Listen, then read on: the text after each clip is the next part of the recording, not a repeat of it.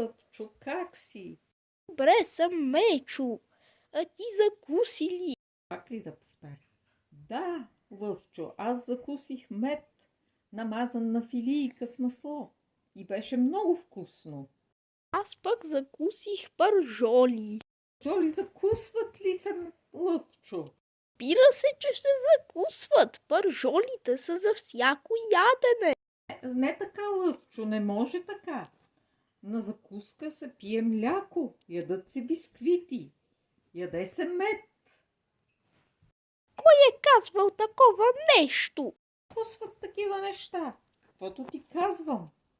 А, така ли? Ами аз не закусвам така. Аз закусвам пържоли. Как закусваш, Лъвчо?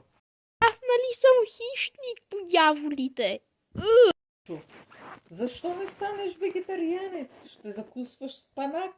О, ами аз не искам да закусвам спанак. Я го гледай ти. Няма да си хищник. Искам да съм хищник. И ще спреш ли да ми казваш какво да правя? Гърр! Бух! Това беше изненадващо нападение.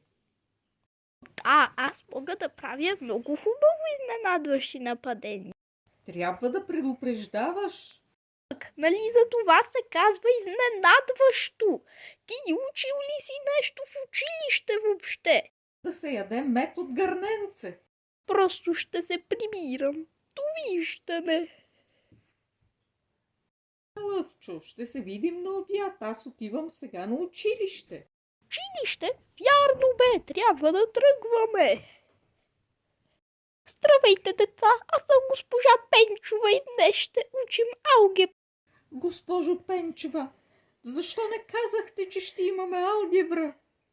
И Мечо, да си го написал това домашно. Аз какво да направя, че си мързелив, Мечо?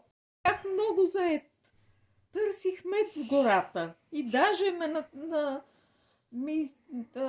нажилиха пчели. И трябва да станеш вегетарианец. Защо? Аз съм си вегетарианец. Да, вегетарианец си, но меда все пак е месо. Ако ти не знаеш това, приятелю, си глупак. За пръв път чувам, че меда е месо. Това е голяма изненада за мен. Меда е месо. Пенчева. Но, за разлика от теб. Но се уморих, ще се прибирам вкъщи. Да се наспите добре, госпожо Пенчева. Виждане, Мечо. И да запомниш, меда е месо. Чао! Чао!